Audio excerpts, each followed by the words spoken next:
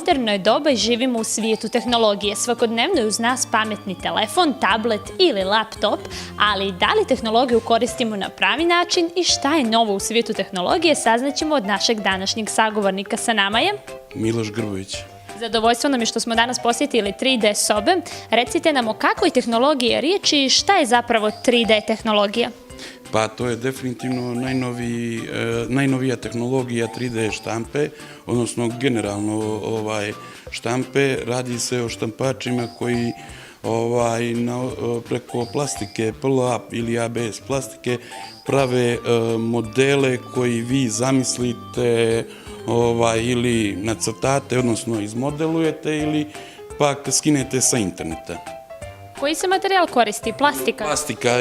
Mislim, konkretno štampač koristi plastiku, imamo koji koriste i metal, može, samo što su to industrijski štampači i dosta su odnosno skupi. Vidjeli smo primjer čovjeka, pa kako izgleda i o čemu je riječ?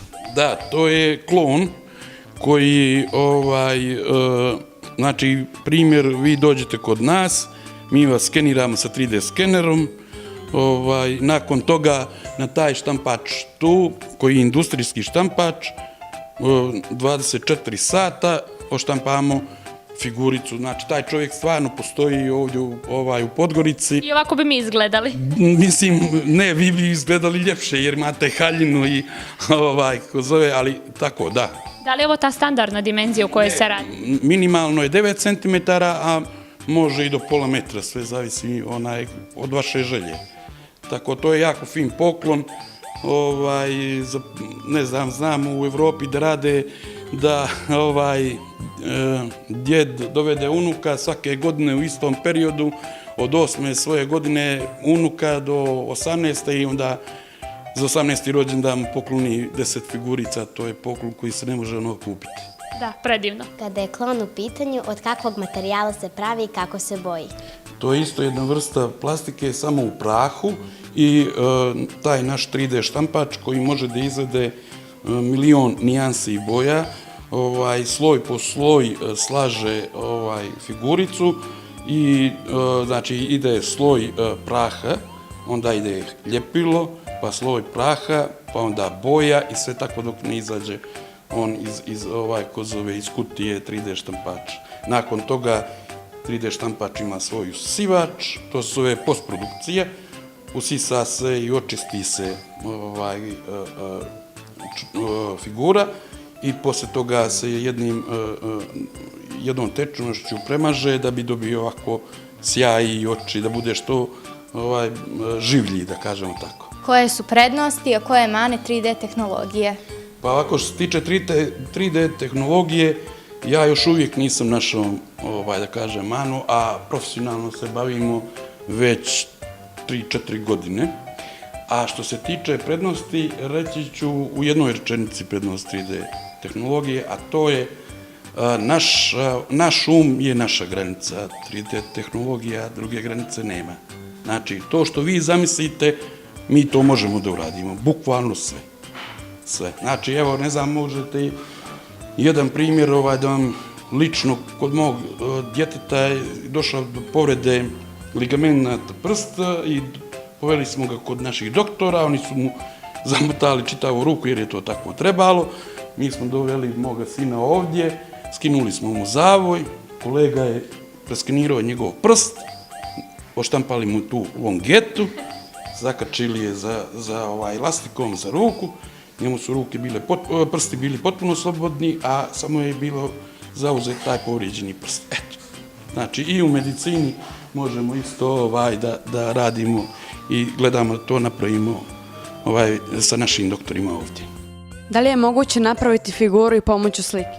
Da, naravno, samo za taj metod je potrebno dosta vremena iz tog razloga što moje kolege inženjeri koji modeluju u posebnim programima moraju sve crtati, a to zahtijeva baš dosta vremena, zato je mnogo jednostavnije, lakše i brže preko 3D skenera koji mi imamo ovdje u našem studiju.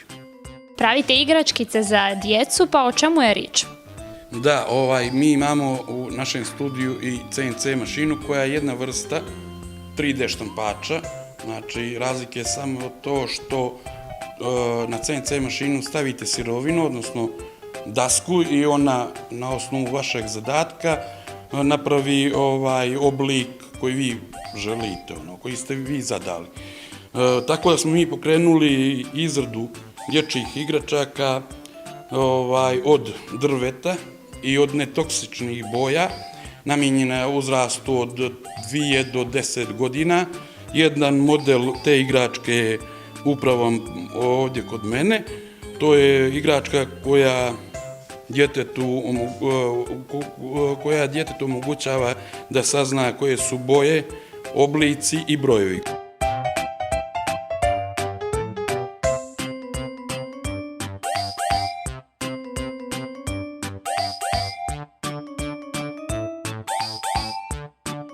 Šta ste najčudnije izradili pomoću 3D tehnologije? Pa što se tiče toga pitanja, ja ne znam šta bih mogao da vam odgovorim, odnosno da izdvojim da bih ti rekao. Međutim, jako lijepa stvar u našoj 3D tehnologiji je ta što smo imali jedan fin projekat sa osobama oštećenog vida, koji su nam dali 24 objekta u Crnoj Gori, istorijska, da im napravimo, jer oni su preko dodira formiraju sliku o izgledu toga. Pošto ne mogu da vide, oni dodirom formiraju sliku o izgledu tog objekta.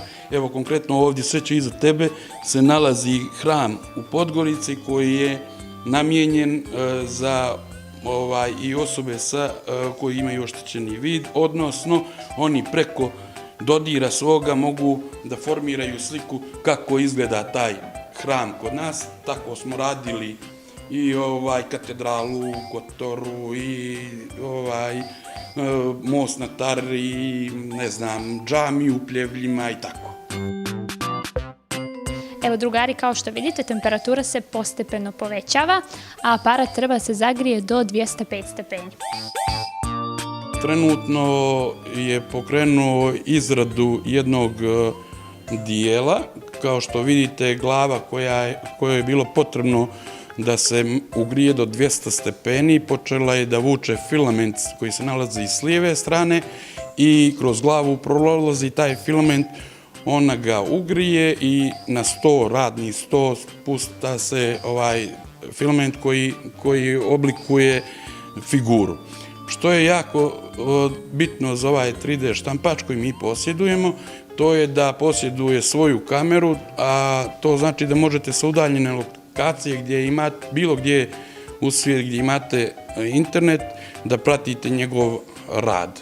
Također ovaj štampač posjeduje i senzor greške, bilo koja greška da se desi na filamentu, 3D štampač se zaustavi, odnosno senzor zaustavi i sačeka vas dok vi ne otklonite grešku, a posle toga pustite štampač da nastavi da radi. Hvala vam na izdvojenom vremenu, zaista smo mnogo naučili od vas i za kraj, da li imate neku poruku za sve naše mališane? Da, želio bih da pozovem sve vaše drugare da posjete našu 3D sobu, da kroz zabavu i igru naučimo nešto novo o novoj 3D tehnologiji. Hvala vam još jednom, sigurni smo da će vas posjetiti, a mi naše zvezdano druženje nastavljamo dalje. Ćao!